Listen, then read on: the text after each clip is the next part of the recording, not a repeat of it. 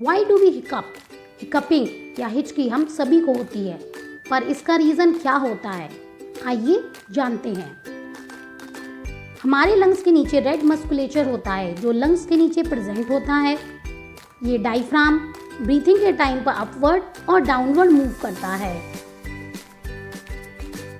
जब आप carbonated drink जैसे सॉफ्ट ड्रिंक्स या फिर हैवी मील लेते हो